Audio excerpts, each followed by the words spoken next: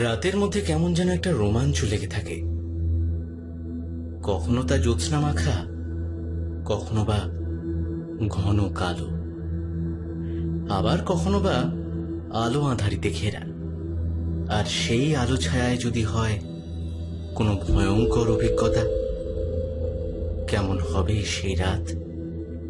তেমনই এক রাতের গল্প নিয়ে হাজির আমরা আজ। এখন গল্পের নিবেদন মৈত্রী চ্যাটার্জির লেখা রক্ত চোখের অন্তরালে গল্প অবলম্বনে ভৌতিক রহস্য গল্প কোনো এক রাতে। গল্প পাঠে সুমন, অভিনয়ে অরিজিৎ, অর্ণব, দীপম, বরষা, সৈকত, মিমো, অর্চিতা, বাল্মীকি এবং সুমন। বিশেষ সহযোগিতায় নীল এবং রুচিরা। পোস্টার ডিজাইন করেছে Subhadip. Edit and music Phoenix Audioverse. সামগ্রিক পরিচালনায় বরষা এবং সুমন।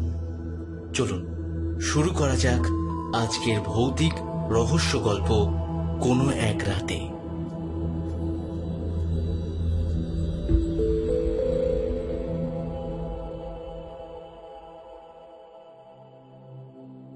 ছোট থেকে শহুরে জীবনে অভ্যস্ত হলেও গ্রামের বাড়ির প্রতি একটা আলাদা আকর্ষণ অনুভব করে অনিমেষ। কংক্রিটের শহরের একঘেয়েমি ব্যস্ত জীবন থেকে মুক্তি পেতে মাঝে মাঝেই সে গ্রামে চলে যায়। কিন্তু এই নতুন চাকরিতে যোগ দেওয়ার পর থেকে কাজের চাপে দীর্ঘদিন গ্রামে যাওয়া হয়ে ওঠেনি।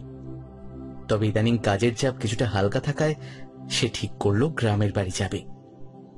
দুদিন পর তাই অফিস থেকে দিন তিনেকের ছুটি নিয়ে দুপুরে ট্রেনে রওনা দিল গ্রামের বাড়ির উদ্দেশ্যে। ঠান্ডা হাওয়ার আমেজে চোখ বুজে এসেছিল অনিমেষের। এমন সময়, এই অনি, অনি, আরে ভাই একেবারে ঘুমে ঢলে পড়েছিস যে, ওঠ ওঠ। খুব চেনা কণ্ঠস্বরটা কানে যেতেই চমকে উঠল অনিমেষ। চোখ মেলে তাকিয়ে দেখল তার কলেজের সহপাঠী সোমেশ্বর তার পাশে বসে তাকে ডাকছে। ঘুমের ঘোরে অনি টেরই পায়নি কখন পাশের সিটটা খালি হয়ে গেছে, আর সেখানে সোমেশ্বর এসে বসেছে। অনিমেষের মুখে এবার হাসি ফুটল। সে বলল, আরে সোমেশ্বর যে, কতদিন পর দেখা হলো বলতো তোর সাথে। আরে 6 মাস আগে তোদের বাড়ির ল্যান্ডলাইনে একদিন ফোন করেছিলাম। কাকিমা বললেন তুই নাকি এখন ব্যাঙ্গালোরে। হ্যাঁ রে, এখন ওই ব্যাঙ্গালোরেই আছি আর কি। আচ্ছা, তোর ফোনে কি হয়েছে বলতো? কল করলে কোনো রেসপন্স পাই না, কি ব্যাপার বলতো? আর বলিস না ভাই, ফোনে পাবি কি করে? ফোনটা তো গত কয়েক মাস ধরে যা ভোগাচ্ছিল ভাই, শেষে ওই ফোনটা বিক্রি করে নতুন ফোনটা নিলাম আর কি। যাক, ভালোই হলো তোর সাথে দেখা হয়। এসো না, বলছিলাম যে নাম্বারটা দিস আমাকে। বাই দ্য ওয়ে, বলছি তুই হঠাৎ এই ট্রেনে কলকাতায় কবে এলি? আমি গত পরশু কলকাতায় এসছি আর কি। তা ধরে নে না, দিন 10 তো থাকবই। আজ যাচ্ছি মৌরিগ্রামে, ওই জমি জমা সংক্রান্ত কিছু কাজ আর কি। তা তুই কোথায় চলেছিস এই ভর-দুপুরে? আমি মেমারিতে আমার গ্রামের বাড়িতেই যাচ্ছি ভাই। তারপর এই কথা সে কথা হতে হতে সোমেশ্বর আচমকা একটা প্রশ্ন করে বসল। জিজ্ঞেস করল, হ্যাঁ রে ভাই অনিমেষ, তো সেই মিতা কাকিমা এখন কেমন আছেন? তুই তো প্রায় ওনার কথা আমাদের আগে বলতিস। প্রশ্নটা শুনেই মুখটা একেবারে চুপসে গেল অনিমেষের। নিজেকে সামলে নিয়ে অনি বলল, মিতা কাকিমার বেঁচে নেই রে ভাই, শুনেছি সুইসাইড করেছে। হ্যাঁ, সিরিয়াসলি? কি বলছিস কি ভাই তুই? মানে কি করে হলো এসব? মানে হঠাৎ কি এমন হলো? প্রায় বছর 3 আগে একদিন আমি মাকে নিয়ে ওই গ্রামের বাড়ি গিয়েছিলাম। তা দুপুরে খাওয়া দাওয়া করে শুয়ে আছি, এমন সময় ঠাকুমা আমার মাকে নিচু গলায় ফিসফিস করে বললেন, ও বৌমা, শুনেছ? ওই যে আমাদের পাশের বাড়ির দেবুর বউ মিতালি, মানে আমাদের মিতা গো, গত শনিবার আত্মহত্যা করেছে। শুনে তো আঁতকে উঠলাম আমরা দুজনেই। দেখলাম মা কাঁদছে। দেবু কাকার বউ মিতা কাকিমার সাথে না আমার মায়ের খুব ভালো সম্পর্ক ছিল জানিস। মানে আমাকেও না খুব স্নেহ করতেন কাকিমা। আমি গ্রামে এসেছি শুনলেই আমাকে বাড়িতে ডেকে দারুণ দারুণ সব খাবার বানিয়ে খাওয়াতেন। তারপর ধরো বই, পেন এইসব উপহারও দিতেন আমাকে। আমিও কাকিমাকে খুব শ্রদ্ধা করতাম রে, ভীষণ ভালোবাসতাম। স্বাভাবিকভাবেই আমারও মনটা না মানে খুব খারাপ হয়ে গেল। কাকিমা যে আর নেই এটা আমি ঠিক মেনে নিতে পারছিলাম না। তা বিকেলবেলা আমি মন খারাপ করে রোয়াকে বসে আছি দেখে ঠাকুরদা বললেন, কি করবি বল, সবই নিয়তির খেলা। পাপ করে একজন আর তার ফল ভোগ করতে হয় অন্য আরেকজনকে। আচ্ছা কি হয়েছিল দাদু? মানে হঠাৎ কাকিমা এমন কেন করলেন? কিছুক্ষণ নীরব থেকে দাদু বলতে শুরু করলেন, তুই তো জানিস জমিদার বংশের বর্তমান উত্তরাধিকার দেবনারায়ণ চৌধুরী। দেবুর জমিদারির দিকে কোনো কালে নজর ছিল না, সে ওকালতি করে। দেবুর বউ মিতালি ভারী ভালো মিষ্টি স্বভাবের মেয়ে ছিল, গ্রামে তার বেশ নাম ডাকও ছিল। বিয়ের পর উচ্চশিক্ষার জন্য প্রস্তুতি নিচ্ছিল মিতালি। একবার শহরের কোর্টে একটা হত্যার মামলায় সাক্ষী দিতে গিয়ে মিতালির বাবার সাথে দেবনারায়ণের পরিচয় হয়ে যায়। বাবার বন্ধু বিশ্বম্বর সেনের হয়ে মিতালি নিজেও সাক্ষীর কাঠগড়ায় দাঁড়িয়েছিল সেদিন। দেবনারায়ণ ছিল বিশ্বম্বরের পক্ষের উকিল। মামলায় জেতার পর ওই ভদ্রলোকের মধ্যস্থতায় একদিন মিতালি ও দেবনারায়ণের পরিবারের মধ্যে আলাপ পরিচয় ঘটে। দেবনারায়ণের সাথে মিতালির বিয়ে প্রসঙ্গ ওঠে। বিয়ের কথা পাকা হয়ে যায়, নির্দিষ্ট দিনে বিয়েও হয়ে যায় দুজনের। শহরের মেয়ে হলেও গ্রামে এসে দিব্যি মানিয়ে নিয়েছিল মিতালি। বাড়ির সবাই তাকে বড়ই ভালোবাসত। দেবুদের বাড়িতে অনেকগুলো ঘর। মিতালি বাড়ির একতলায় গ্রামের ছোট ছোট ছেলে মেয়েদের নিয়ে একটা ঘরোয়া পাঠশালা খুলেছিল। উচ্চশ্রেণীর ছাত্রছাত্রীরাও টিউশন নিতে যেত সেখানে। বিয়ের পর দিনগুলো ভালোই কাটছিল তাদের। ছুটি ছাটায় ঘুরতেও যেত তারা। দেবু নিজেই ড্রাইভ করে মিতালিকে নিয়ে যেত এধার ওধার।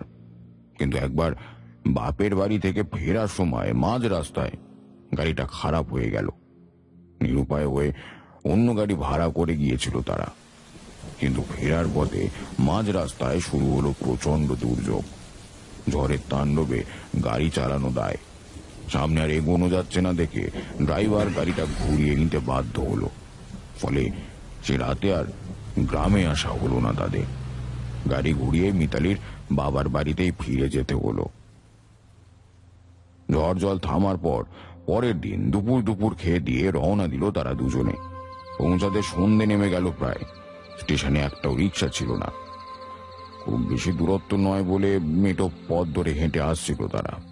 আমিও তখন সাইকেলে চেপে যজমানি সেরে ফিরছিলাম। ওদের দেখে সাইকেল নিয়ে হাঁটা শুরু করলাম। হঠাৎ খেয়াল হলো মিতালির একডাল কালো কুচকুচে রেশমের মতো চুল ফুলে ভেপে উঠছে সন্ধ্যের বাতাসে। তখন আমরা প্রায় বাঁশবাগানের কাছে চলে এসেছি। আর সামান্য একটু পথ গেলেই আমাদের সকলের বাড়ি। আমার মনটা খুব খচখচ করছিল, তাই বললাম, খোলা চুলে সন্ধ্যেবেলায় যেতে নেই মা। আমার কথা শুনে তাড়াতাড়ি একটা হাত খোপা করে নিল মিতালি। কিন্তু পাড়ার মোড়ে এসে মা চণ্ডীর মন্দিরে প্রণাম না করে শটান বাড়ির দিকে হাঁটা দিল মিতা। আমি ভীষণ অবাক হয়ে গেলাম। দেবুও অপ্রস্তুত হয়ে বলল, মিতা তো এমন কাজ করে না কখনো। জ্যাঠামশাই, আমার মনে হচ্ছে ওর শরীরটা খারাপ লাগছে। যা ধকল গেল গাড়িতে। আমি বললাম, হ্যাঁ বাবা দেবু, আমারও সেটাই মনে হয়। কিন্তু মুখে এক কথা বললেও ব্যাপারটা আমার কাছে ঠিকঠাক লাগেনি। মনটা খচখচ করছিল বারবার। কেমন যেন অন্যরকম লাগছিল আজ মিতাকে। কোথাও গেলে ফেরার পথে মিতা সব সময় মা চণ্ডীকে প্রণাম করে তবেই বাড়িতে ঢোকে। গ্রামে সকলেই এটা জানে। আজ তার ব্যতিক্রম দেখে মনে হলো কিছু একটা গন্ডগোল আছে। দেবু নিজেও মনে মনে খুব অবাক হয়েছিল সেদিন। তবে এই নিয়ে তেমন কিছু বলেনি মিতাকে। এরপর থেকে মিতার মধ্যে আরো কিছু পরিবর্তন লক্ষ্য করেছিল। এসব কথা দেবু যেদিন আমায় জানায় ততদিনে পরিস্থিতি হাতের বাইরে চলে গেছে। দেবু বলেছিল, জ্যাঠামশাই, কি বলি আপনাকে, মানে প্রত্যেকটা দিন আমাদের যেভাবে কাটছে সে কেবলমাত্র আমি আর আমার আমার ভগবান জানেন। কি হয়েছে আমায় খুলে বল দেবু। কি কি বলে যে শুরু করবো জ্যাঠামশাই, মিতার এমনিতেই জানেন চুলে বেনি বেঁধে শোবার অভ্যেস, কিন্তু বেশ কয়েকদিন ধরেই ও চুল খুলে শুচ্ছে, এই অদ্ভুত গরমের মধ্যেও।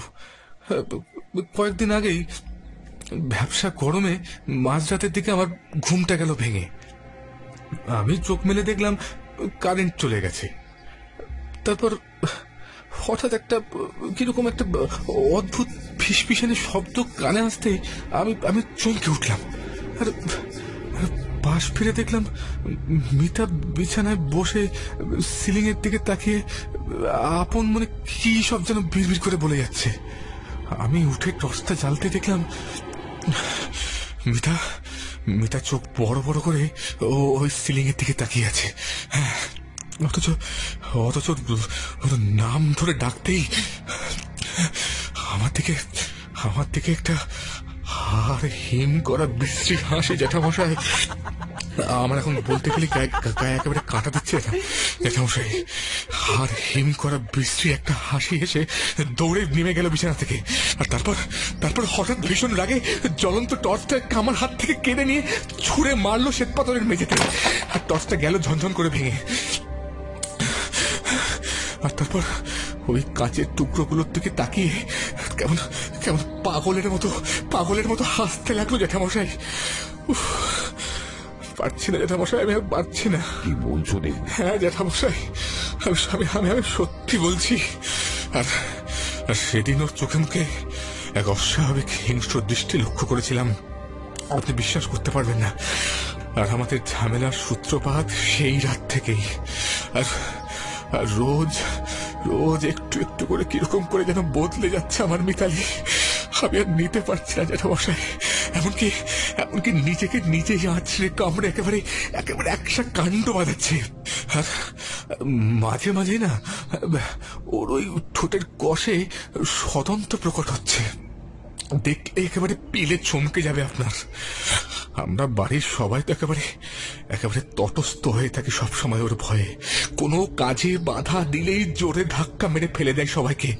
আর সাথে চলতে থাকে একেবারে জানতব একেবারে শ্বাস প্রশ্বাস, বিকট আওয়াজ তার। হাত পা ছুঁড়ে ভয়ানক কি যে সব অঙ্গভঙ্গি করে, আর দুর্বোধ্য ভাষায় যে কি বলে কিছুই বুঝতে পারি না।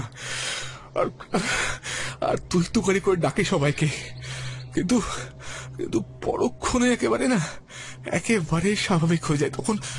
তখন ওকে দেখলে কিচ্ছু বুঝতে পারা যায় না। আমরা খুব কষ্টে আছি জ্যাঠামশাই, বিভীষিকাময় দিন কাটাচ্ছি আমরা। দেবুর কথাগুলো শুনে বুঝতে পারলাম আমার ভয়টাই সঠিক ছিল। নিশ্চয়ই কোনো অশুভ আত্মা ভর করেছে মিতার শরীরে। আমি আগেই জানতাম ভয়ঙ্কর কিছু একটা ঘটতে চলেছে, কিন্তু সেটা যে এত তাড়াতাড়ি হয়ে যাবে তা ভাবতে পারিনি। সেই মুহূর্তে আমার কিছু করার ছিল না। যা অবশ্যম্ভাবী তাকে কখনো ঠেকানো যায় না। ধীরে ধীরে পাড়ায় সব জানাজানি হয়ে গেল। সকলেই ভয় পেয়ে ছেলে মেয়েদের মিতার কাছে পড়তে পাঠানো বন্ধ করে দিল। পাঠশালাও বন্ধ হয়ে গেল। অবশেষে গোটা গ্রামে উঠে গেল মিতালি বদ্ধ উন্মাদ হয়ে গেছে। তবে কি কারণে এমনটা হলো সেটা একমাত্র স্বয়ং দেবুর মা আন্দাজ করেছিলেন। দেবুকে সবকিছু বলেওছিলেন, কিন্তু দেবু তা বিশ্বাস করেনি। গ্রামের ছেলে হয়েও তার কাছে এসব কুসংস্কার বলেই মনে হয়েছিল। ভেবেছিল শহর থেকে সদ্য নতুন পরিবেশে এসে জল হাওয়া পরিবর্তনের ফলেই এমনটা হয়েছে মিতার, কিংবা কোনো মানসিক চাপ থেকে এমনটা হয়েছে। তাই সে বাড়িতেই মিতাকে একজন অভিজ্ঞ চিকিৎসকের অধীনে রেখে চিকিৎসা শুরু করে দিল। তিনি নিয়মিত বাড়ি এসে রুটিন চেক আপ করে যেতেন। বিরাট টানাপোড়েনের মধ্যে দিয়ে দিনগুলো কাটছিল দেবুদের সকলের। তার মধ্যে একদিন খবর পেলাম মিতা মা হতে চলেছে। বাড়ির সবার মন ভালো হয়ে গেল এই খুশির খবরে। আমিও শুনে খুব খুশি হয়েছিলাম। একদিন সময় করে মিতাকে দেখতে গেলাম। মিতা আমাকে প্রণাম করে হাসি মুখে বলল, জ্যাঠামশাই, আশীর্বাদ করুন যাতে যাতে সব বিপদ কেটে যায়, আমি যেন সুস্থ হয়ে উঠি। কি যে হয় আমার মাঝে মাঝে, তা না আমি নিজেও বুঝি না জানেন।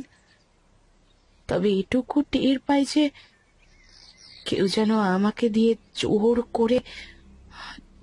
করে ওই ভয়ঙ্কর আচরণগুলো করিয়ে নেয়।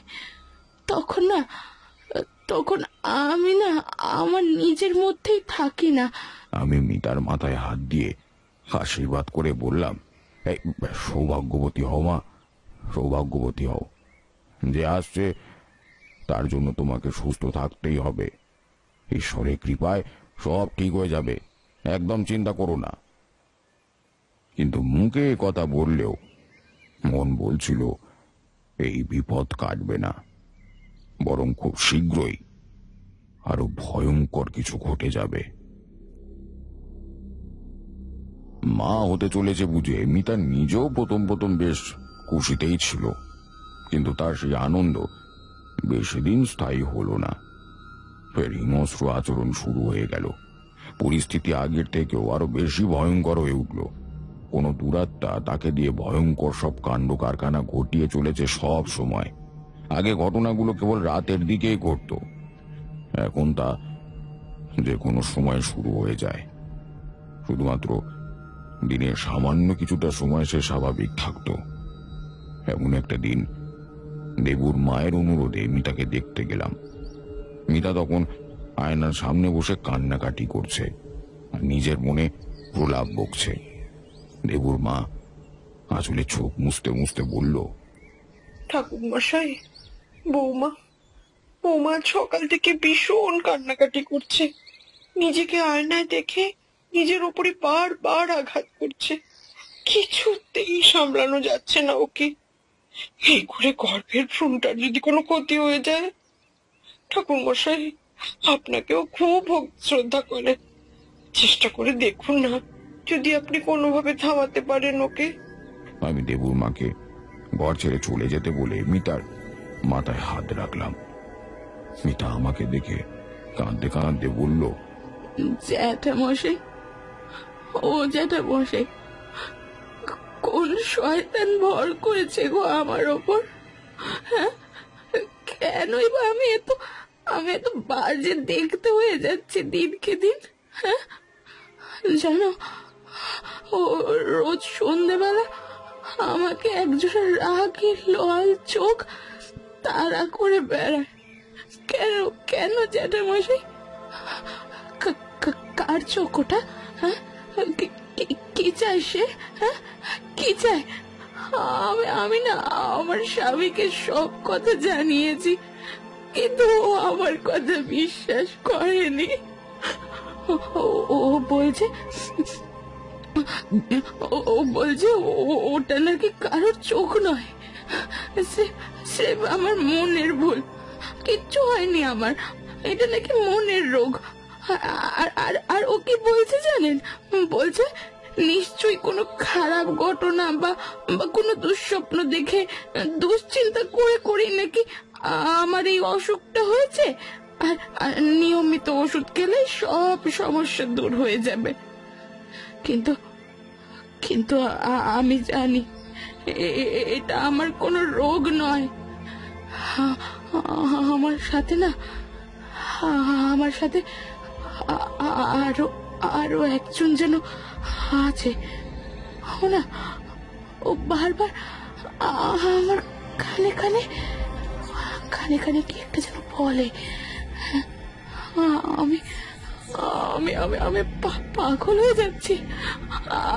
আমি পাগল হয়ে যাচ্ছি।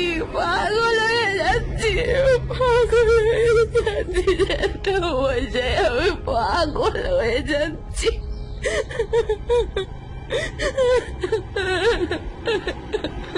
আমি আর থাকতে পারলাম না। ভাবলাম ভবিতব্য হলেও তাকে একবার ঠেকানোর চেষ্টা করে দেখি। মেয়েটার দিকে তাকানো যাচ্ছে না, কিন্তু আমি কি পারবো সেই শক্তিমান অপশক্তির বিরুদ্ধে লড়াই চালাতে? মিতাকে সেই দুরাত্মার কবল থেকে রক্ষা করতে আমি মিতাকে শান্ত করে কথা দিলাম, সিদ্ধান্ত নিলাম আগামী কৌশিকী অমাবস্যায় একটা ব্যবস্থা করবই। তাতে আমার প্রাণ সংশয় যদি থাকে তাহলে তাই হোক, তবে ততদিনে দিন রাত দুশ্চিন্তা ও অজানা আতঙ্ক মিতালির মা হবার আনন্দকে কেড়ে নিয়েছিল। ধীরে ধীরে শুকিয়ে গেছিল সে ভিতরে ভিতরে। আস্তে আস্তে খাওয়া দাওয়াও ছেড়ে দিল মিতালি। ওষুধপত্র করেও কোনো লাভ হলো না। পোয়াতি হওয়ার 1 মাসের মধ্যেই সে পুরোপুরি শয্যাশায়ী হয়ে গেল। অমাবস্যা আসতে তখনও আরো 2 দিন বাকি ছিল। তার মধ্যে একদিন দেবু এসে আমার পায়ে পড়ল তার আগত সন্তানকে বাঁচানোর জন্য। সে বলল, জ্যাঠামশাই, জ্যাঠামশাই বাঁচান আমাদেরকে, জ্যাঠামশাই বাঁচান। মিতা একেবারে নিস্তেজ হয়ে গেছে জ্যাঠামশাই। সে তার নিজের বাবা মাকেও চিনতে পারছে না। জ্যাঠামশাই কিছু করুন, আপনি বাঁচান আমাদেরকে, বাঁচান। তারপর সে যে এতদিন মিতার সব কথা অগ্রাহ্য করে এসেছে সেই গন্ডগোলের প্রথম দিন থেকেই তা আমাকে খুলে বলেছিল। প্রথম যে রাতে মিতালির অস্বাভাবিক আচরণ টের পেয়েও দুঃস্বপ্ন ভেবে হেসে উড়িয়ে দিয়েছিল, সেই সমস্ত কথা আমাকে জানালো অনুকম্পার স্বরে। কিন্তু ততক্ষণে পরিস্থিতি হাতের বাইরে চলে গেছে। তবু আমি তাকে আশ্বস্ত করে বললাম, আর তো মাত্র একটা রাত, তারপরেই মায়ের কৃপায় সুস্থ হয়ে যাবে মিতামা। দেবু ফিরে গেল নিশ্চিন্ত হয়ে। পরের দিন খুব ভোরে দেবুর গলা পেলাম। আমি তখন কলে এসে সবে মাত্র নিমের দাঁতন মুখে ঠেকিয়েছি। এমন সময় দেবু হাঁপাতে হাঁপাতে এসে বলল, জ্যাঠামশাই, জ্যাঠামশাই মিতাকে খুঁজে পাওয়া যাচ্ছে না কোথাও। আমরা গতকাল রাতে তো নিজের ঘরে একসাথে শুয়েছিলাম, অথচ আজ সকালে উঠে আর কোথাও খুঁজে পাওয়া যাচ্ছে না ওকে। আচ্ছা আচ্ছা জ্যাঠামশাই, ও কি তবে কোথাও একা একা বেরিয়ে গেছে? হ্যাঁ, তাহলে কি হবে জ্যাঠামশাই? এবার কি হবে? আমি পরিমরি করে ছুটে গেলাম দেবুদের বাড়িতে। দেবুর ভাই কেষ্টা বলল, দাদা বলছি বৌদি ছাতে যায়নি তো? হ্যাঁ, না না না না, ও এই অবস্থায় একা একা এতগুলো সিঁড়ি ভেঙে ও পড়ে যেতে পারবে না। ছাড়তে যায়নি মিতা, ওর তো শরীরে কোনো জোর ছিল না। কিন্তু কেষ্টার কথা শুনে আমার মনটা ফু ডাকলো। তাই দৌড়ে গেলাম ছাদের দিকে। আমাকে ওপরে উঠতে দেখে দেবু আর কেষ্টা এক ছুটে ছাদে পৌঁছে গেল আমার আগেই। আর তারপরেই কানে এলো একটা কান ফাটানো তীব্র আর্তনাদ, মিতা, মিতা, মিতা, মিতা, মিতা, মিতা, মিতা, মিতা। দেবুদের বাড়ির সবাই ছুটে এলো ছাদে। আমরা সকলে শিউরে উঠলাম একটা বিভৎস মর্মান্তিক দৃশ্য দেখে। চিলেকোটার ঘরের সিলিং থেকে ঝুলছে মিতালির নিষ্প্রাণ দেহ। গলায় দড়ির ফাঁস, জিভটা খসে গেছে। কেউ যেন ধারালো কিছু দিয়ে কেটে দিয়েছে তার জিভটাকে। রক্তে ভেসে যাচ্ছে সারা শরীর, চোখের মনি দুটো উল্টানো, পেটটা অস্বাভাবিক রকমের ফোলা। দৃশ্যটা দেখলে সকলে আত্মহত্যা মনে করলেও সেটা যে আত্মহত্যা নয় তা আমি ভালোই বুঝেছিলাম। দেবুর মা ক্রমাগত বিলাপ করতে করতে বলল, কতবার বলেছিল দেবু, বৌমাকে একবার দিন ওজার কাছে নিয়ে যা, ও কিছু দিন আর পেয়েছে। কিন্তু ছেলে মোটেও আমার কথা শুনলো না। চিকিৎসার সাথে সাথে যদি একবার ওজার কাছেও নিয়ে গিয়ে জানিয়ে আনতো, তাহলে তো বৌমাকে আজ এভাবে বেঘরে প্রাণটা দিতে হতো না। বৌমা গতকাল রাতেও ছলছলে চোখে পেটে হাত বুলিয়ে কি যেন একটা বোঝাবার চেষ্টা করেছিল, কিন্তু আমরা কেউ বুঝিনি ওর কথা। ওর শ্বাস নিতেও খুব কষ্ট হচ্ছিল, তবু তার মধ্যে বারবার পেটে হাত দিয়ে ইশারা করতে আমরা ভাবলাম পেটে নিশ্চয়ই ব্যথা করছে। ওকে তখন পেটে ব্যথার ওষুধ খাইয়ে তাড়াতাড়ি শুইয়ে দিয়েছিলাম আমরা। কিছুক্ষণ পর দেবু এসে বলল, মা, মিতা ঘুমিয়ে পড়েছে। আমরা নিশ্চিন্ত হয়েছিলাম, কিন্তু তারপর কখন যে বৌমা চাতে উঠে গেছে, কখন যে এমন একটা ভয়ঙ্কর ঘটনা ঘটে গেছে, আজ আমরা টের পেলাম না কেউ। তবে দেবুর মায়ের বলা সেই তেনায় পেয়েছে কথাটার অর্থ বুঝতে আমার বিন্দু মাত্র অসুবিধা হয়নি। ওইদিকে মিতালির মৃত্যুর পর থেকেই শুরু হয়ে গেছিল আরেক উপদ্রব। মাঝে মাঝে গ্রামের শিশুরা উদাও হয়ে যাচ্ছিল খেলতে খেলতে। অনেক খোঁজাখুঁজির পর তাদের পাওয়া যেত দেবুদের বাড়ি সেই বন্ধ পাঠশালায়।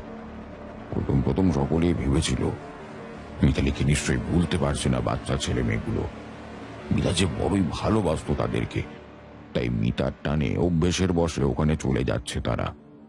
তো ছোট কাকার মেয়ে মিষ্টু, ও বলেছিল, দাদু, আমরা দেবু কাকুর বাড়ির সামনে যখনই খেলতে যাই, পাঠশালার জানালায় মিতা কাকিমাকে দাঁড়িয়ে থাকতে দেখি। কাকিমা মুখে আঁচল চাপা দিয়ে রোজ আমাদের হাতছানি দিয়ে ডাকে, জানো। তারপর ছলছলে চোখে মিষ্টু বলেছিল, দাদু, জানো তো, কাকিমার আঁচলে না এখনো রক্তের ছিটে লেগে আছে। কাকিমা খুব কষ্টে আছে দাদু। হঠাৎ করে সব শুনলে বাচ্চাদের কল্পনা মনে হয়, কিন্তু সবাই তো আর মন গড়া কথা বলে না।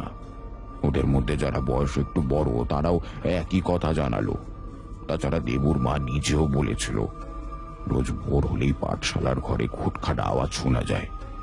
মিতালি যখন বাচ্চাদের পড়াতো, ভোরবেলায় উঠে প্রতিদিন সবার প্রথমে পাঠশালার ঘরে ঢুকে নিজের হাতে ঝাড়পোছ করত, তারপর স্নান সেরে ধূপ ধুনো দিয়ে লেখাপড়া নিয়ে বসে যেত। ঠিক এই রকমই খুটখাট আওয়াজ শোনা যেত তখনও।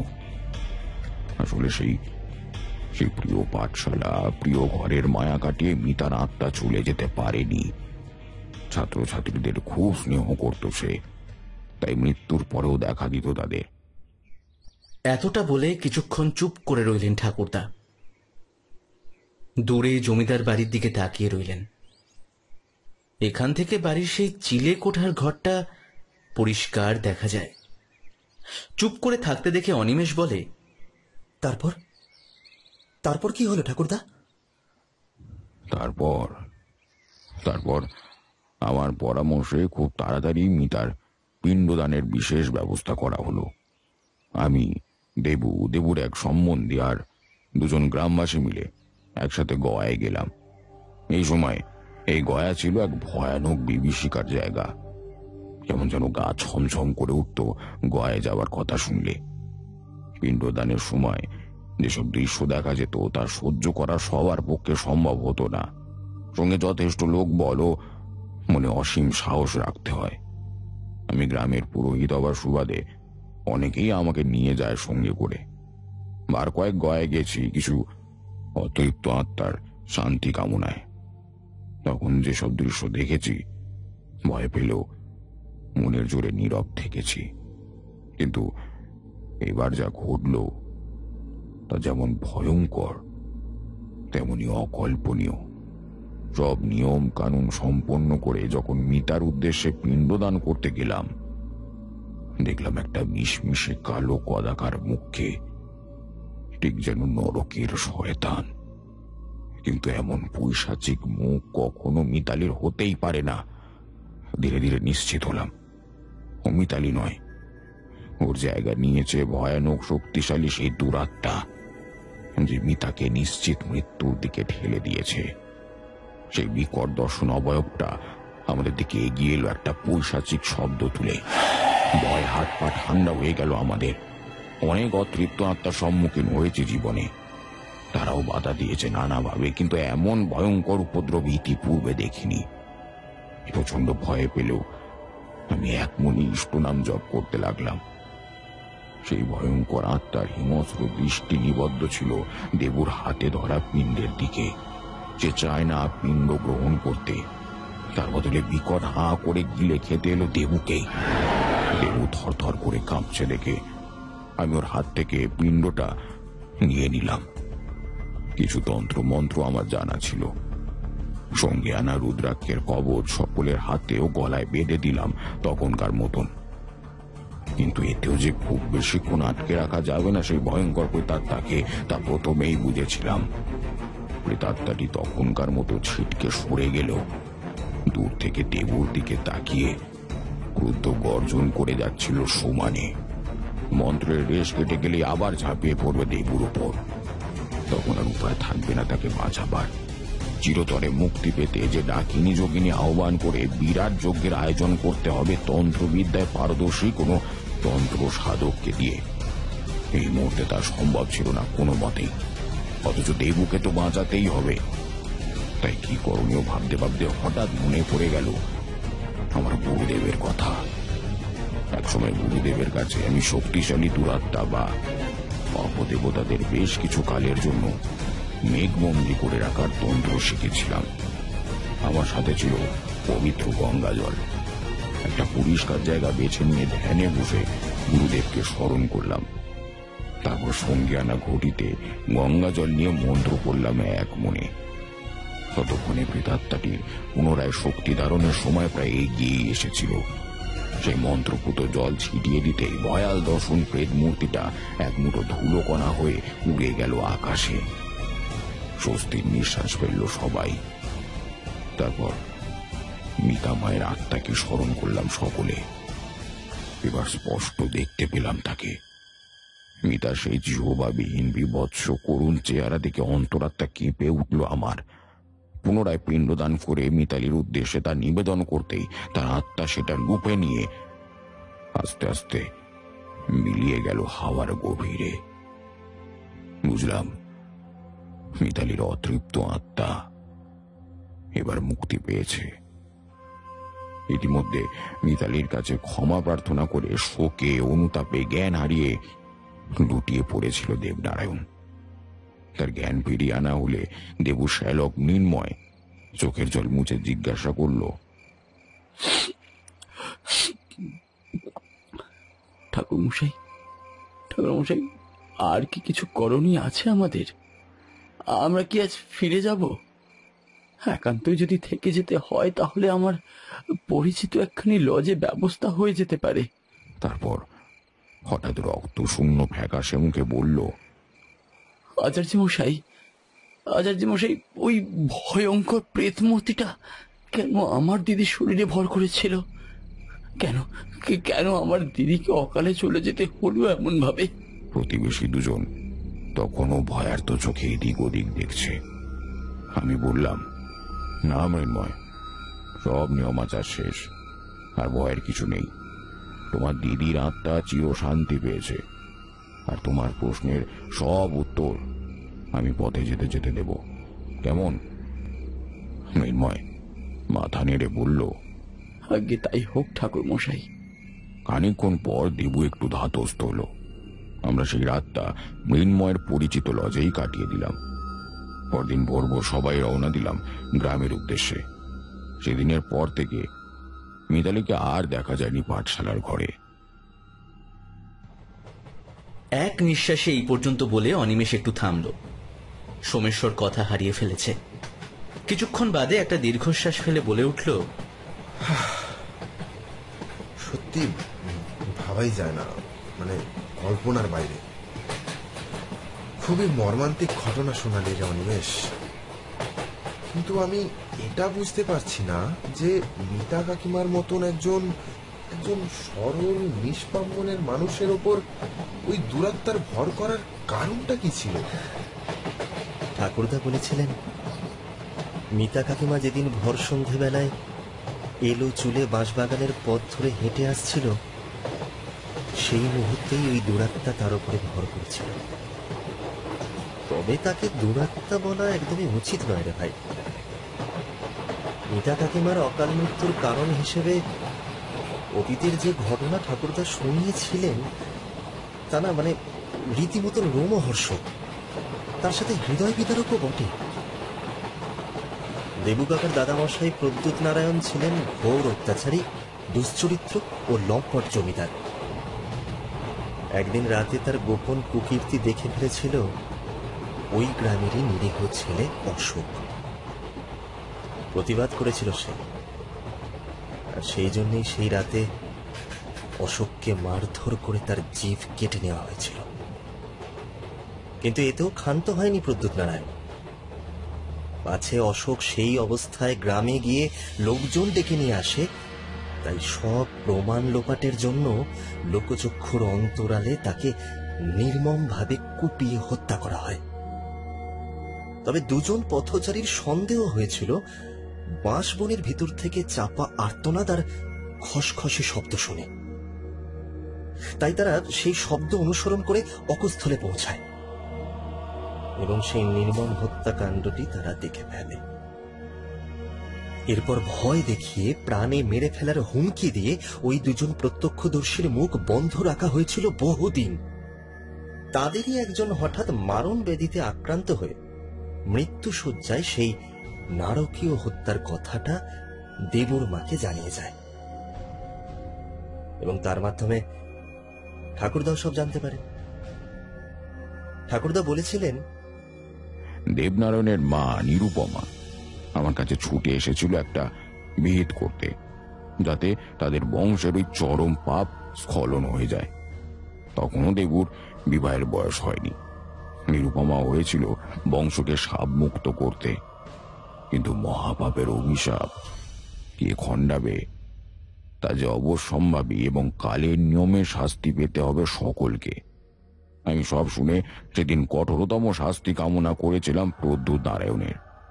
নিরুপমা আমার পায়ে ধরে অনুনয় বিনয় করে বলেছিল, ঠাকুরমশাই, ঠাকুরমশাই, এই পাপের কথা আর কেউ যেন না জানে।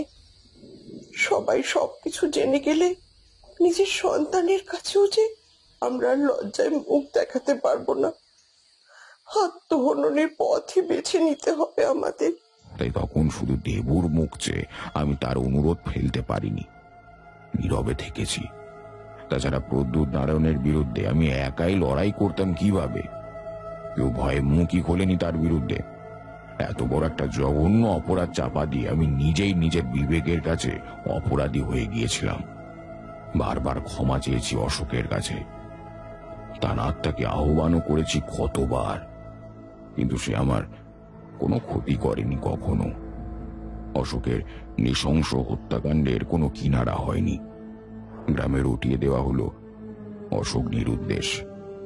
জমিদার প্রদ্যুৎ নারায়ণের বিরুদ্ধচারিতা করার সাহস আমাদের কারো ছিল না। ফলে সুবিচার না পেয়ে অশোকের আত্মা পরিণত হলো এক ভয়ানক শক্তিশালী অপদেবতায়। তার অতৃপ্ত আত্মা ওই বাঁশ বাগানে ঘুরে বেড়াতে থাকে চরম প্রতিশোধ স্পৃহা নিয়ে। গয়ায় পিণ্ড দিতে গিয়ে যে ভয়ঙ্কর প্রেতাত্মার কবলে পড়েছিলাম সে অন্য কেউ ছিল না, সে ছিল অশোকের অতৃপ্ত আত্মা। অশোককে হত্যা করার পর একদিন মধ্যরাতে প্রদ্যুৎ নারায়ণকে বাড়ি থেকে বেরিয়ে যেতে দেখলাম। বুঝলাম নিশ্চয়ই আবার কোনো দুষ্কর্ম করতে যাচ্ছে লম্পট খুনিটা। গোপন ওকে অনুসরণ করলাম। গ্রামের সীমানায় বাঁশ বাগানের ভিতর ওর একটা লুকোনো আঁকড়া আছে, যেখানে নিত্য নতুন মেয়েদের নিয়ে আসা হয়। এদের মধ্যে কেউ স্বেচ্ছায় আসে, আবার কাউকে কাউকে জোর করে তুলে আনা হয়। অশোককে যেদিন হত্যা করা হয় সেদিন রাতেও কোনো এক অসহায় মেয়ের কান্না শুনেই তাকে বাঁচাতে গিয়েছিল সে। প্রতিবাদ করেছিল বলে অশোককে খুন হতে হয় প্রদ্যুতের হাতে। যাই হোক, আমি সেদিন দৃঢ় প্রতিজ্ঞ ছিলাম যে আর কোনো অঘটন হতে দেব না, তাতে যা হয় হোক আমার। সেই মতো চুপি চুপি প্রবেশ করলাম বাঁশ বাগানে। খানিকটা এগোতেই একটা বেশ বড় খড়ের ছাউনি চোখে পড়ল। শীতের রাত, বাইরে একপাশে আগুন জ্বলছে। তারপর যা দেখলাম এই জীবনে তা কখনো ভুলতে পারবো না আমি। গাছের আড়াল থেকে দেখলাম এক অপূর্ব সুন্দরী কন্যা প্রদ্যুতের পায়ে ধরে কাঁদছে, তাকে ছেড়ে দেবার জন্য কাকুতি মিনতি করছে। সঙ্গে সঙ্গে নির্দয় প্রদ্যুৎ বিকট একটা বিশ্রী অট্টহাসি এসে আচমকা মেয়েটির পেটে একটা লাথি কষালো। এটা যন্ত্রণায় লুটিয়ে পড়লো মাটিতে। আমি মেয়েটিকে রক্ষা করার প্রতিজ্ঞা নিলাম, কিন্তু সেদিকে যেতে উদ্যত হতেই আমার পা দুটোকে কে যেন মাটির মধ্যে গেঁথে দিল। কানের কাছে শুনতে পেলাম একটা হাড়হীন করা অপার্থিব কণ্ঠস্বর। অশোকের গলা আদেশের সুরে বলছে, ঠাকুর মশাই, আপনি কোথাও যাবেন না, এখানেই অপেক্ষা করুন। ওদিকে শয়তান প্রদ্যুৎ ততক্ষণে জোর জবরদস্তি মেয়েটি সতীত্ব হরণ করতে উদ্যত হয়েছে। আর ঠিক সেই মুহূর্তেই ঘটে গেল রক্ত জল করা এক অকল্পনীয় ঘটনা। তাদেরকে শিউরে উঠলেও আমি বিস্তর খুশি হয়েছিলাম সেদিন। দেখলাম অশোকের আত্মা অসম্ভব ক্ষিপ্রতায় প্রদ্যুতের শরীরটাকে টানতে টানতে নিয়ে যাচ্ছে অগ্নিকুণ্ডের দিকে। দাউ দাউ করে আগুন জ্বলে উঠল হঠাৎ। সঙ্গে সঙ্গে কয়েকটা জ্বলন্ত কাঠ আপনা আপনি ছুটে এসে প্রদ্যুতের নিম্নাঙ্গে বিঁধে গেল তীরের ফলার মতো। শব্দটিও করার আগেই তার জিভটা কেটে মাটিতে ফেলে দিল অশোকের আত্মা। রক্তাক্ত অবস্থায় বাকশক্তি হারিয়ে হাত জোর করে প্রাণ ভিক্ষা করেছিল শয়তান প্রদ্যুৎ। অশোক তার মুন্ডুটাকে এক মোচড়ে ঘুরিয়ে দিয়েছিল একদম পিছনের দিকে। গোঙালির মতন শব্দ বেরিয়েছিল শুধু, সঙ্গে সঙ্গে গলার নলি কেটে ঊর্ধ্বাঙ্গ থেকে নিম্নাঙ্গ ছিন্ন করে মুহূর্তে ছুঁড়ে ফেলে দিল জ্বলন্ত কাঠের আগুনে। কোন এক মায়া বলে সেদিন গোটা গ্রাম আচ্ছন্ন হয়ে পড়েছিল গভীর নিদ্রায়। প্রদ্যুতের গোঙানির আওয়াজ কারও কানে যায়নি। তার ভয়ঙ্কর পরিণতির কথা কেউ জানতে পারেনি। তারপর কোথা থেকে ভীমরুলের মতন দেখতে একদল রাক্ষসে পোকার ঝাঁক এসে আক্রমণ চালিয়েছিল প্রদ্যুতের লোকজনের ওপর। তারা তাদের বিষ হুল ফুটিয়ে মেরে ফেলল প্রদ্যুতের দলের লোকজনকে। অবশেষে আমি অসহায় মেয়েটিকে নিরাপদ আশ্রয়ে পৌঁছে দিয়ে ফিরে এলাম নিজের ঘরে। মৃত্যুর পরে অশোকের সমস্ত কোপ পড়েছিল মিতালির উপরেই। বাসা বেঁধেছিল মিতালির শরীরের ভেতর, যাতে তার আর দেবনারায়ণের সন্তান ভূমিষ্ঠ না হতে পারে। ভ্রূণটাকে পেটের ভেতরেই মেরে ফেলেছিল দেবুদের বংশকে নির্বংশ করে দিতে। মিতালি যখন তা টের পায় তখন সে বাকশক্তি হারিয়ে ফেলেছে। অতি কষ্টে ইশারায় বোঝাতে চেষ্টা করেছিল, কিন্তু দেবুরা কেউ তা অনুভব করতে পারেনি। মিতালির আশেপাশে সর্বদা এক ভয়ঙ্কর ছায়ামূর্তিকে বিচরণ করতে দেখত নিরুপমা। অনেকদিন আগে বিপদের আঁচ টের পেয়েছিল সে, কিন্তু দেবু তার মায়ের কথায় আমল দেয়নি, অগ্রাহ্য করেছিল মিতার কথাকেও।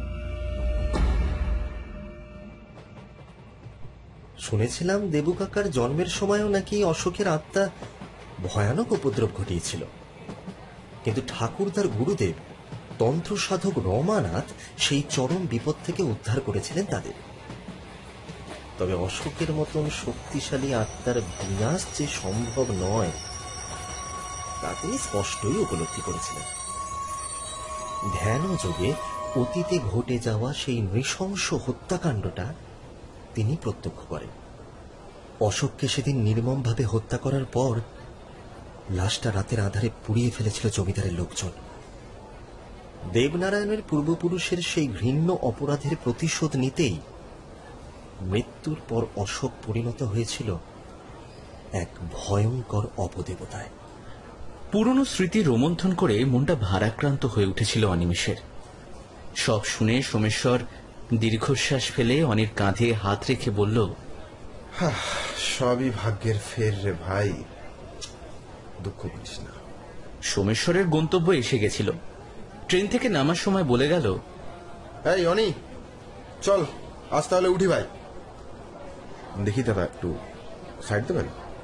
আচ্ছা, নামবেন? ঠিক আছে ঠিক আছে, আচ্ছা বেশ। এই যাই হোক, চললাম, ফিরলে কিন্তু জম্পে 8টা হচ্ছে। টাটা।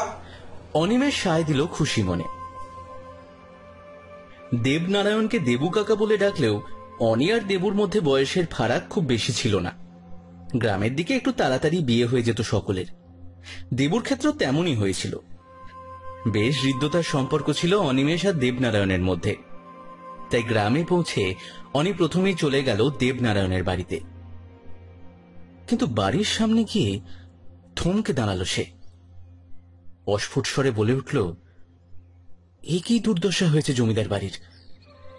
চারিদিকে ঝোপঝাড়, কাঁটা গাছ, শ্যাওলা পড়া উঠোন, নোনা ধরা দেওয়াল, আর জীর্ণ পলেস্তারা খসে পড়েছে এখানে সেখানে। দেবুর নাম ধরে বেশ কয়েকবার ডাকার পরেও কোনো সাড়া পাওয়া গেল না। অনিমেষ কি করবে ভাবছে, এমন সময় একটা লোককে খুঁড়িয়ে খুঁড়িয়ে হেঁটে আসতে দেখা গেল তার দিকে। লোকটার হাড় জিরজিরে কঙ্কালসার চেহারা দেখলে আঁতকে উঠতে হয়। চোখ দুটো কোটরাগত, ঠিক যেন পরিত্যক্ত দুটো অন্ধখনি। মাথার চুল প্রায় নেই বললেই চলে। নাকটা কেউ যেন ঘুষি মেরে থেবড়ে ঢুকিয়ে দিয়েছে ভেতরের দিকে। শুধু শ্বাস প্রশ্বাসের জায়গাটুকু টিকে আছে কোন রকমে। চোয়াল ভাঙা তোবড়ানো গাল আর ভাঙা ভাঙা দাঁতের শাড়ি উঁচু হয়ে বেরিয়ে আছে সামনের দিকে। সরু কাঠির মতন হাত দুটো দুপাশের কাঁধ থেকে লম্বা হয়ে ঝুলছে। বুকের হাড় পাঁজর ঠেলে বেরিয়ে এসেছে। হাড়গুলো যেন হাতে গোনা যাবে। এক ঝলক দেখলে নরকঙ্কাল বলে মনে হওয়া অস্বাভাবিক কিছু নয়। লোকটাকে দেখে শিউরে উঠল অনি। কিন্তু একে তো আগে কখনো দেখেনি সে এখানে। এদিকে দেবুরও কোনো পাত্তা নেই। শেষে অধৈর্য হয়ে অনি লোকটার উদ্দেশ্যে চেঁচিয়ে বলল, ও মশাই, শুনছেন? বলছি, আপনি কে বলুন তো? আর তাছাড়া বাড়ির কাউকে দেখছি না কেন? আমি দেবু কাকার কাছে এসেছি, মানে ওই দেবনারায়ণের কাছে। ওর সাথে দেখা করতে চাই। দেবু কাকা কোথায় বলুন তো? দয়া করে একটিবার তাকে ডেকে দিন না। বলুন কলকাতা থেকে অনিমেষ এসছে। কিন্তু লোকটা কোনো উত্তর দেওয়া তো দূরের কথা, ফিরেও তাকালো না তার দিকে।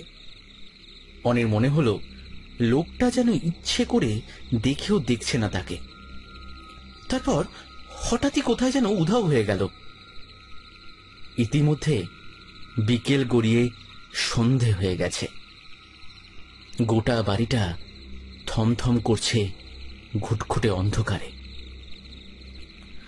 উঠোনের একপাশে একটা লম্ফ রাখা ছিল। অনিমেষ পকেট থেকে লাইটার বের করে লম্ফটা জ্বালাতেই আবছা আলোয় ভরে গেল চারপাশটা। আর এমন সময় লোকটাও যেন অন্ধকার ফুঁড়ে বেরিয়ে এলো কোথা থেকে। তার চোখে মুখে ভয়ের ছাপ স্পষ্ট।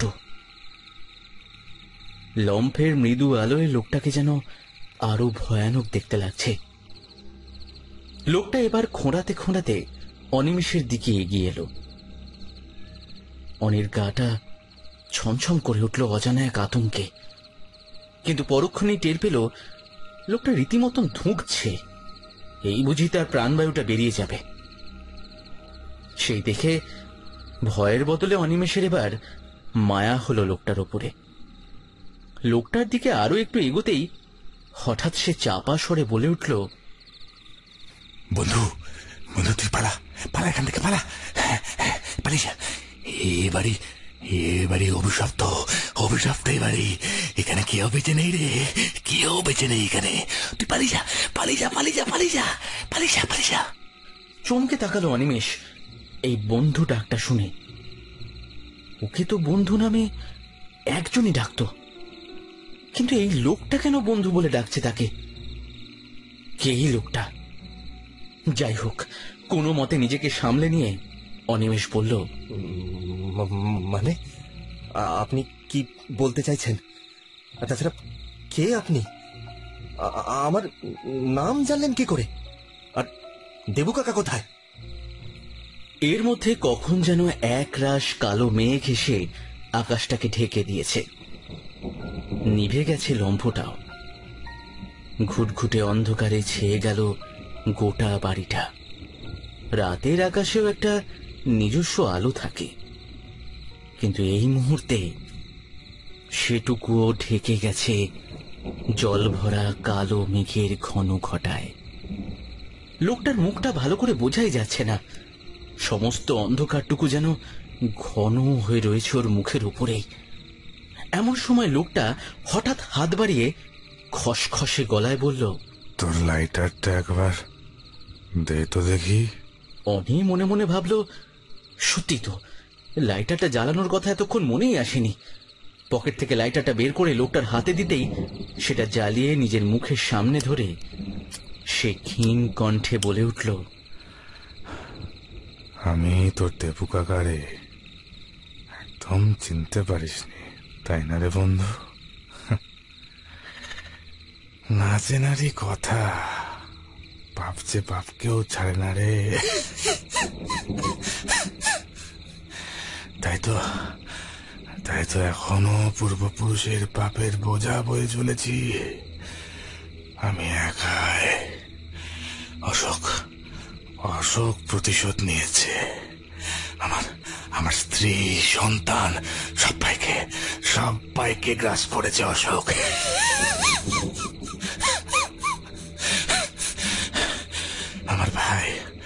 আমার ভাই কেষ্টাকেও মেরেছে অশোকে। মা বাবা সবাইকে কেড়ে নিয়েছে অশোক।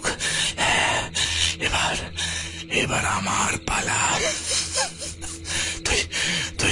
তুই চলে যা বন্ধু, তুই চলে যা। এবারের নিঃশ্বাসে প্রশ্বাসে পাপের জোয়ারে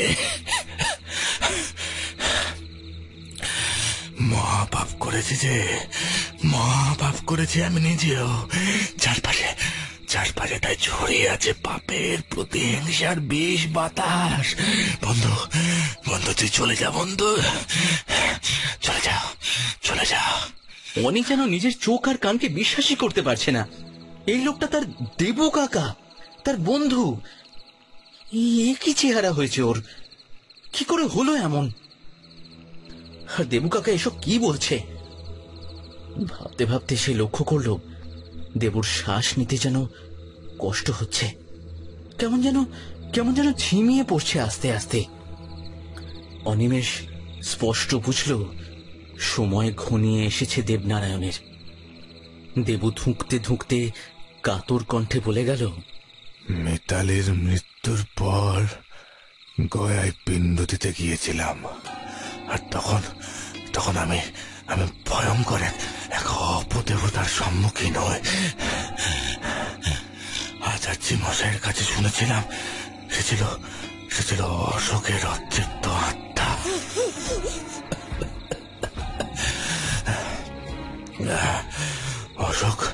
অশোক সেদিনে আমাকে মেরে ফেলতো, কিন্তু ওর আক্রমণ থেকে আমায় বাঁচাতে ওর আত্মাকে মেঘবন্দি করেছিলেন আচার্যি মশাই।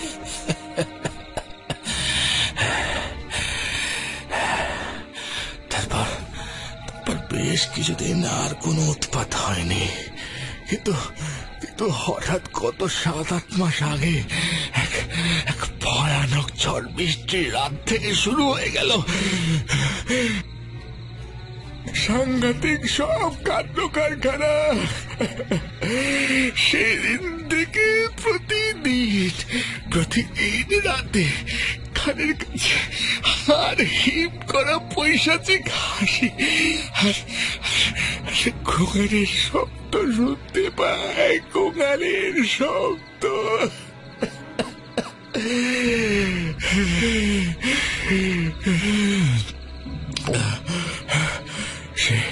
সে কথা বলতে অক্ষম, তার মনের কথাগুলো জ্বলন্ত অক্ষরে অন্ধকার দেওয়ালের গায়ে ফুটে ওঠে।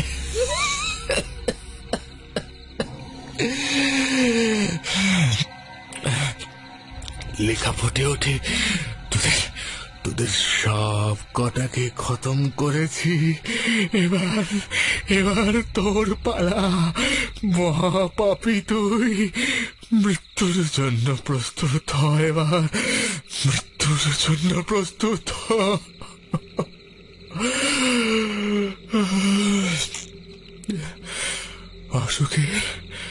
অশোকের এক জোড়া জ্বলন্ত চোখ প্রতিদিন আমায় তাড়া করে বেড়ায় রে, প্রতিদিন তাড়া করে বেড়ায়। 3 রাত সব সময় সেই চোখ যাকে মিতালি রোজ দেখতে পেত, রোজ। সেদিন যদি তোর কাকিমার কথা বিশ্বাস করতাম, তাহলে হয়তো ওকে বাঁচানো সম্ভব হতো রে, বাঁচানো সম্ভব হতো। বাঁচানো সম্ভব হতো।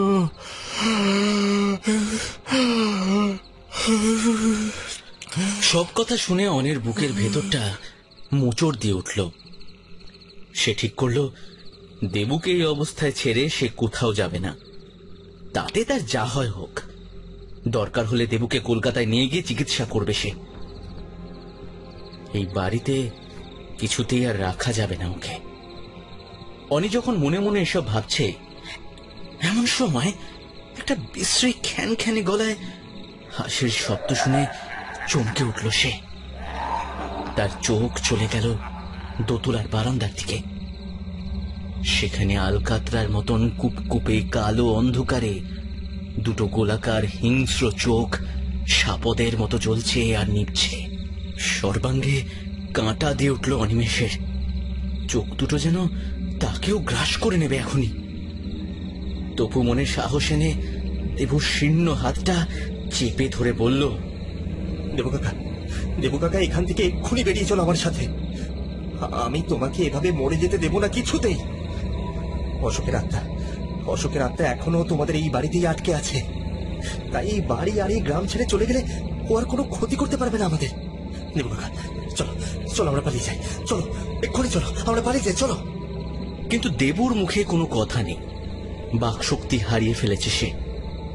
অনিমেষ তখনও জানত না যে কি ভয়ানক ঘটনা অপেক্ষা করে আছে তার জন্যে।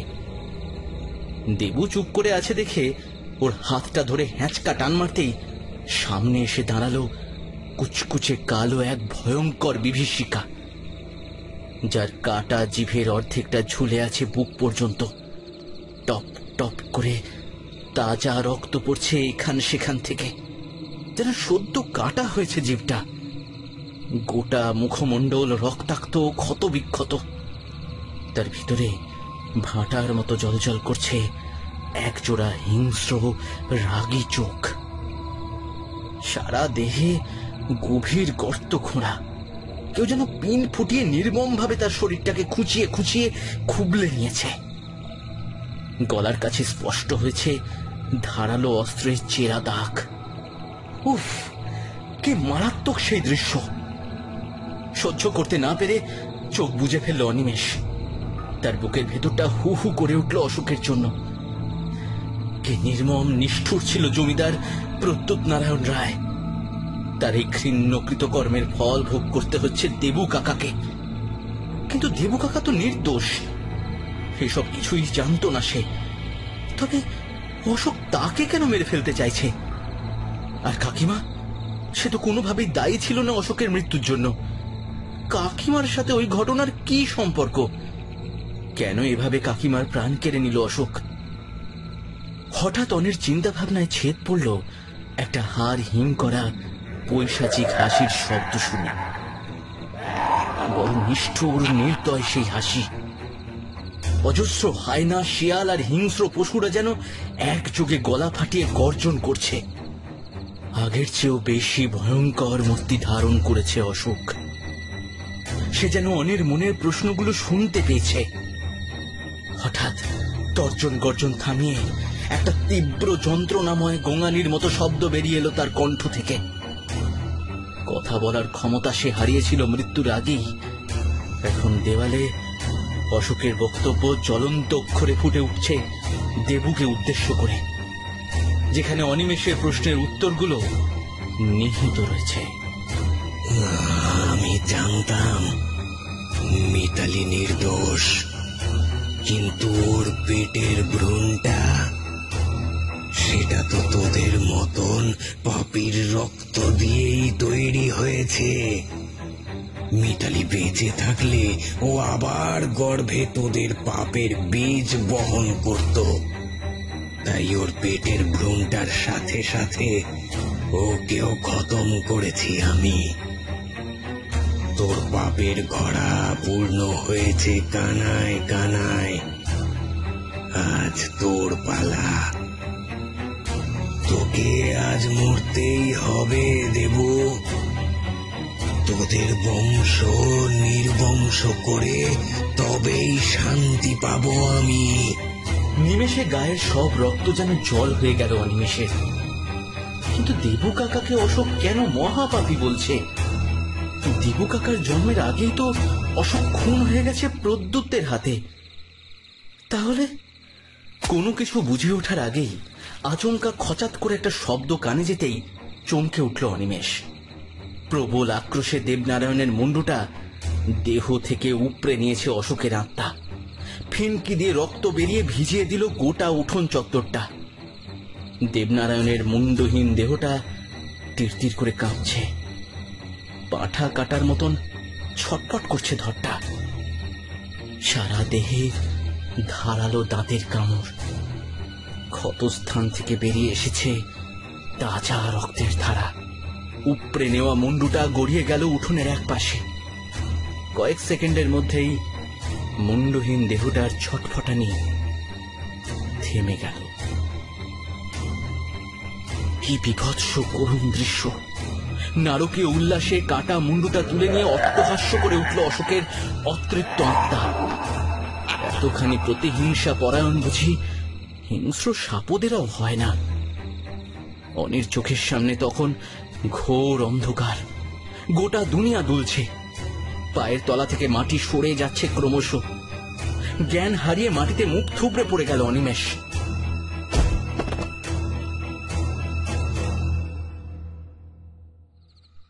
কতক্ষণ ওইভাবে পড়েছিল অনির তা মনে নেই। যখন জ্ঞান ফিরল, অবাক হয়ে দেখল সে তার ঠাকুরদার বাড়ির তক্তপোষে শুয়ে আছে, আর তার পাশে উদ্বিগ্ন মুখে বসে আছেন তার ঠাকুরদা। ঠাকুরমা মাথার কাছে বসে আঁচলের খুঁটে চোখের জল মুছছেন। হঠাৎ কিছু একটা মনে হতেই ধর্মড়িয়ে উঠে বসল অনিমেষ। ভেবে পেল না এই বাড়িতে সে এলো কি করে। ঠাকুরদাকে কোনো খবর না দিয়ে সে শটান ঢুকে পড়েছিল দেবনারায়ণের বাড়িতে। তাহলে কি কোনো গ্রামবাসী দেখতে পেয়ে খবর দিয়েছে? দেবুদের অভিশপ্ত বাড়িতে আজ যা ঘটেছে, যা সে নিজের চোখে দেখে এসেছে, তাতে তো তার নিজেরও বেঁচে থাকার কথাই ছিল না। তাহলে হতভম্ব অনিমেষের মুখের অবস্থা দেখে ঠাকুরদা ওর মনের ভাব বুঝতে পারলেন। তারপর বললেন, আমি তো কিছুই জানতে পারতাম না যদি না অশোক আমায় খবরটা দিত। অশোক? হ্যাঁ রে দাদু ভাই, আমি ঘুমিয়েছিলাম, হঠাৎ মনে হলো কেউ যেন আমাকে ডাকছে। উঠে বসে চারপাশে তাকালাম, কিন্তু কাউকে দেখতে পেলাম না। এমন সময় মনে হলো বহু দূর থেকে অপার্থিব কিছু শব্দ ভেসে আসছে। কেউ কিছু বলতে চাইছে, অথচ তার কথা বলার ক্ষমতা নেই। হঠাৎ অশোকের কথা মনে পড়ে গেল। আমি সঙ্গে সঙ্গে তক্তপোষ থেকে নেমে ধ্যানে বসলাম। চোখ বুজে তাকে স্মরণ করতেই কতগুলো অক্ষর ফুটে উঠল আমার চোখের সামনে। ঠাকুর মশাই, আমি অশোক। এতদিনে আমি মুক্তি পেয়েছি। এই গ্রাম ছেড়ে চলে যাচ্ছি। দেবুকে মেরে ওদের ওই পাপের বংশকে নির্বংশ করে দিয়েছি। ওদের বংশে বাতি দেবার কেউ আর রইল না।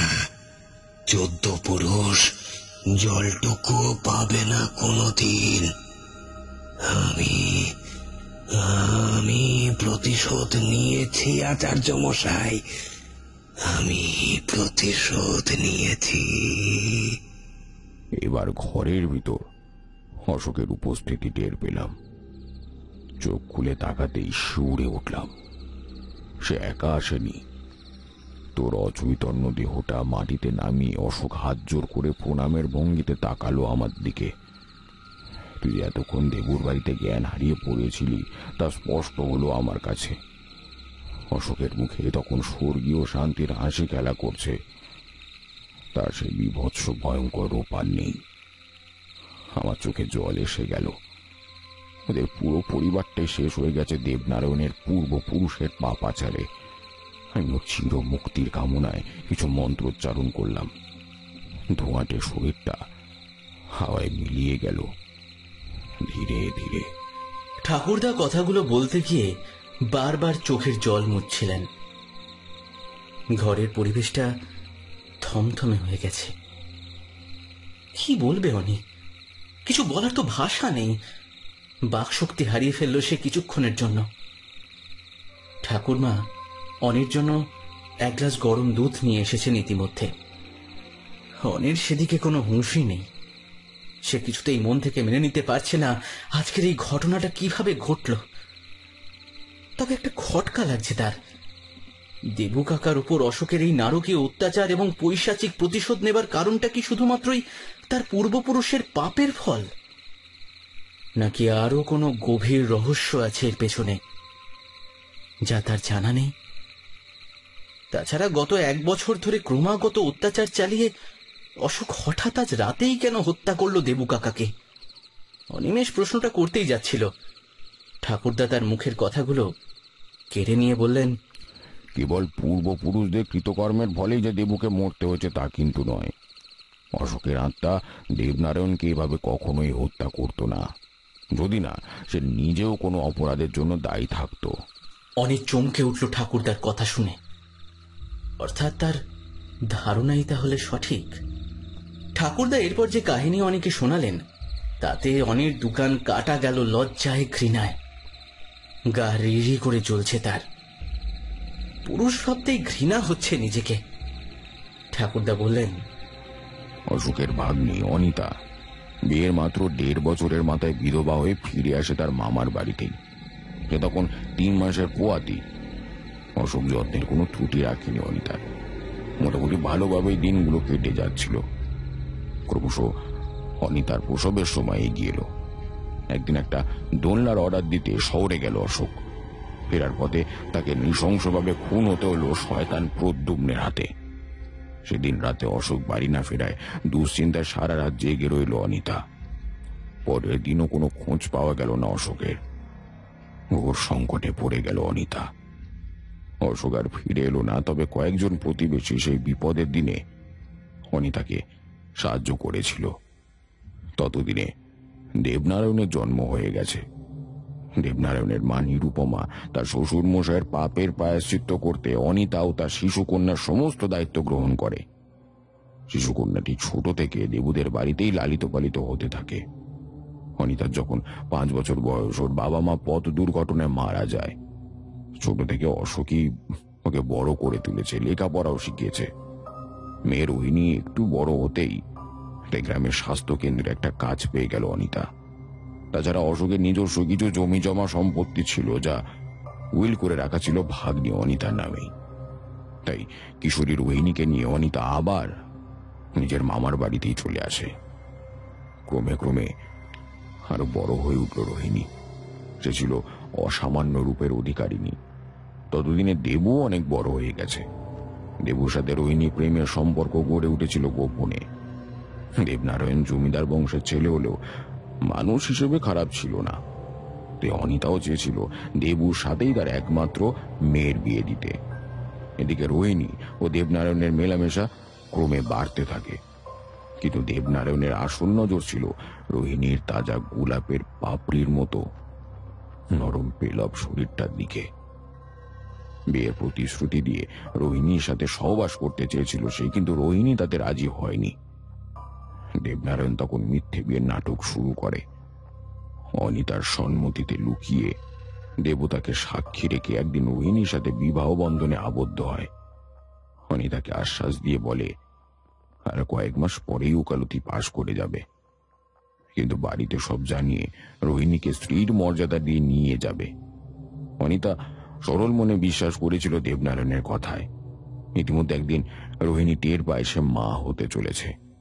তারপর একদিন স্বাস্থ্য শিবিরের কাজে পাশের গ্রামে যেতে হলো অনিতাকে 2 দিনের জন্য। ফলে রোহিণীকে একাই থাকতে হলো।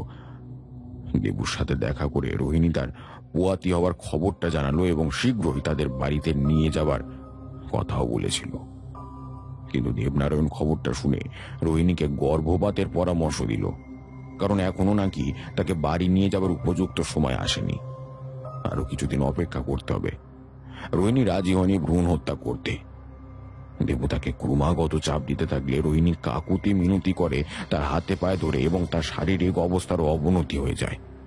বেগতিক দেখে দেবনারায়ণ সেদিনই নিশুতি রাতে রোহিণীকে নিয়ে শহরে এক বন্ধুর বাড়িতে চলে যায়।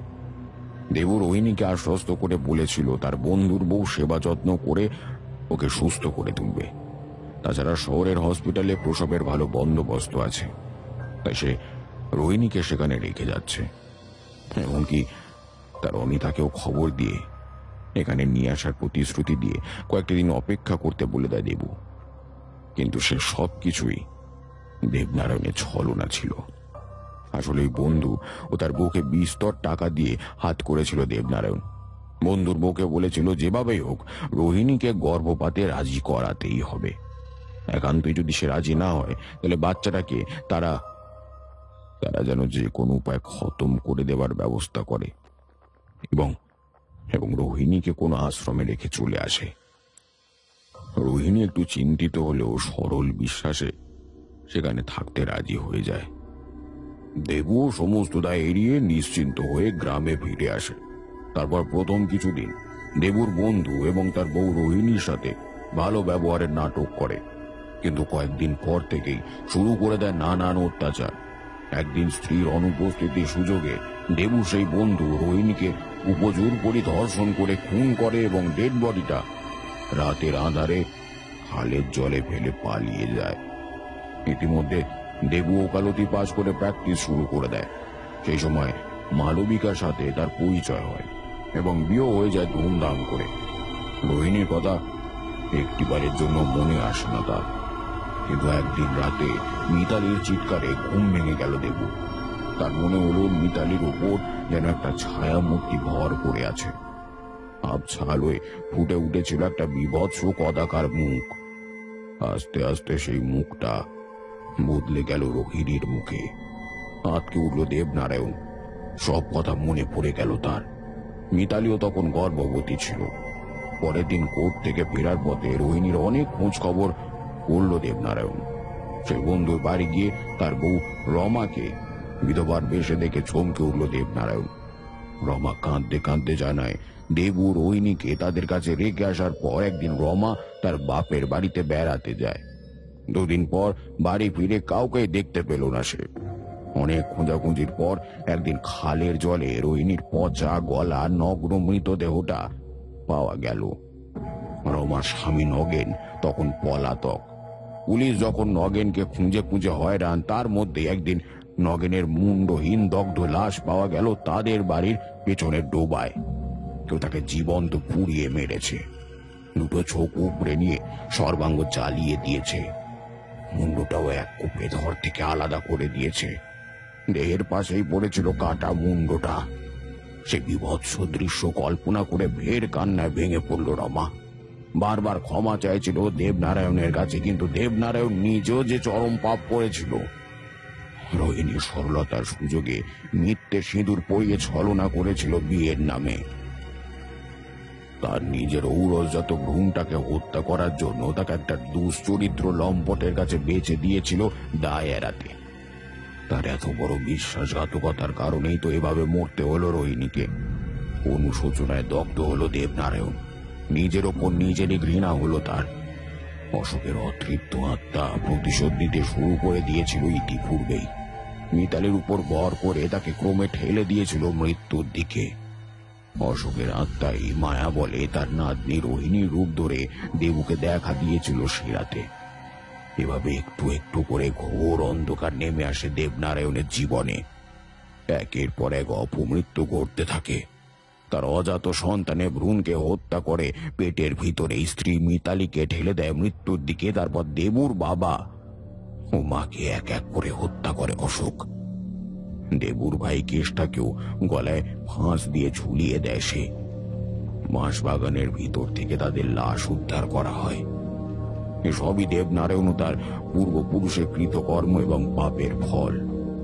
বুঝলি দাদু ভাই, কালের নিয়মে জেগে উঠেছিল অশোকের মেঘবন্দী আত্মা। যে রাতে অশোককে হত্যা করা হয় সেদিনও ছিল ওর 40 বছরের জন্মদিন। আর ঘটনাক্রমে আজ দেবুরও 40 বছর পূর্ণ হয়েছে। এই দিনটার জন্যই অশোক অপেক্ষা করেছিল এতদিন। তাই সে প্রতিশোধ নিয়ে গেল আজ এসে। অনিমেষের ঠাকুরদা এক নিঃশ্বাসে পুরো ঘটনাটা বলে বিরতি নিলেন কিছুক্ষণ। এতক্ষণ দম বন্ধ করে সব শুনছিল অনি। দেবুকে কাকা বলে ডাকলেও সে ছিল তার ঘনিষ্ঠ বন্ধুর মতন। বাইরে থেকে সে নিপাট ভালো মানুষ, পরোপকারী, নিরহংকারী পুরুষ। অথচ ব্যক্তিগত জীবনে সে এতটা নীচ, এতটা ঘৃণ্য চরিত্রের, এতটা অমানবিক। এইভাবে একটা অসহায় মেয়ের জীবন নষ্ট করে তাকে মৃত্যুর দিকে ঠেলে দিতে তার বিবেকে বাঁধল না। দেবুর সেই পাপের ফল ভুগতে হয়েছে নিষ্পাপ মিতা কাকিমা এবং তার সন্তানকে। দেবনারায়ণ কেবল তার পূর্বপুরুষের পাপের ভাগীদারী নয়, নিজেও ক্ষমার অযোগ্য ঘোর মহাপাপী। বিছানায় শুয়ে প্রহর শেষের আকাশের দিকে তাকিয়ে মনে মনে এসব ৭-৫ ভাবছিল অনিমেষ। তারপরে চোখটা লেগে এসেছিল তার। কিছুক্ষণ পর ঘুম ভেঙে গেল পাখির ডাকে। পূব আকাশে রং ধরেছে, ভোর হয়ে গেছে। ধীরে ধীরে বিছানা ছেড়ে উঠে দাঁড়ালো সে। পাশেই সেই অভিশপ্ত বাড়িতে তখনও পড়ে আছে দেবনারায়ণের মুন্ডুহীন দেহটা। মুন্ডুটা গড়িয়ে গেছে উঠোনের এক কোণে। রক্তে ভেজা বিশাল উঠোনের একপাশে লোকজনের ভিড় উপচে পড়েছে তখন। ভিড় ঠেলে প্রবেশ করলেন সদর থানার ইন্সপেক্টর জগদীশ পাত্র। তাকে দেখে গ্রামবাসীরা চুপ করে গেল। সেই বিভৎস নারকীয় দৃশ্য দেখে ইন্সপেক্টর নিজেও যেন কেঁপে উঠলেন মনে মনে। আশেপাশের হত্যাকাণ্ডের সাক্ষী সেই প্রত্যক্ষদর্শী দুজন পথচারীর একজনের মৃত্যু ঘটে গেছে অনেক আগেই। অপরজন প্রাণের ভয়ে এতদিন পুরো ঘটনাটা চেপে রেখেছিল। প্রদ্যুম্নর মৃত্যুর পরেও সে মুখ খোলেনি দেবুর মা নিরুপমার একান্ত অনুরোধে। সেই লোকটিও আজ অনুশোচনায় দগ্ধে দগ্ধে অসুস্থ হয়ে পড়েছে। একটু পরেই তার আয়ু ফুরিয়ে যাবে। মারা যাবার আগে পুলিশের কাছে আসল সত্যিটা সে প্রকাশ করে দিল গ্রামবাসীদের সামনে। অনিমেষের ঠাকুরদা জানালেন রোহিণীর কথা। দেবুর সমস্ত কুকীর্তি যা এত বছর ধরে চাপা ছিল সবটুকুই ফাঁস হয়ে গেল গ্রামবাসীদের কাছে।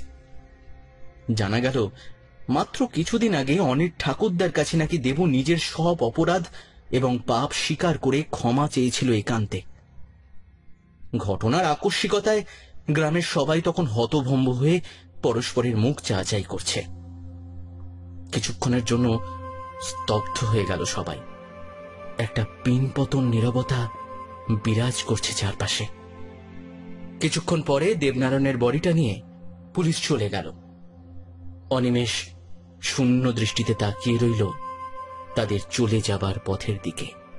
ফিরে তাকালো জমিদার বাড়ির দিকেও। কেমন শূন্যতা নিয়ে খাঁ খাঁ করছে।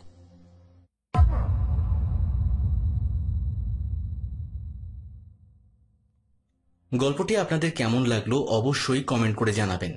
আর ভালো লাগলে চ্যানেলটি সাবস্ক্রাইব করতে ভুলবেন না। একটা দারুণ সুখবর রয়েছে আপনাদের জন্য। এখন আপনার লেখা গল্প শুনতে পারেন আমাদের এখন গল্প ইউটিউব চ্যানেলে। আপনার লেখা ভৌতিক, অলৌকিক, সাসপেন্স, থ্রিলার অথবা প্রেমের গল্প পাঠাতে পারেন আমাদের মেলের মাধ্যমে ekhongolpo@gmail.com এই ঠিকানায়। কমপক্ষে 2টি গল্প পাঠাবেন। গল্পটি অবশ্যই মৌলিক এবং পূর্বে অডিও রূপান্তর হয়নি এমন হতে হবে। গল্পের শব্দ সংখ্যা হবে কমপক্ষে 4000। সাথে পাঠাবেন আপনার একটা ছবি এবং ফোন নাম্বার। আজ আমাদের সাথে ছিল আমাদের বন্ধু চ্যানেল পার্টনার রেনিটেলস। তার চ্যানেলের লিংক ডেসক্রিপশনে দেওয়া রইল। তাহলে দেখা হচ্ছে খুব তাড়াতাড়ি আগামী গল্পে। শুভরাত্রি।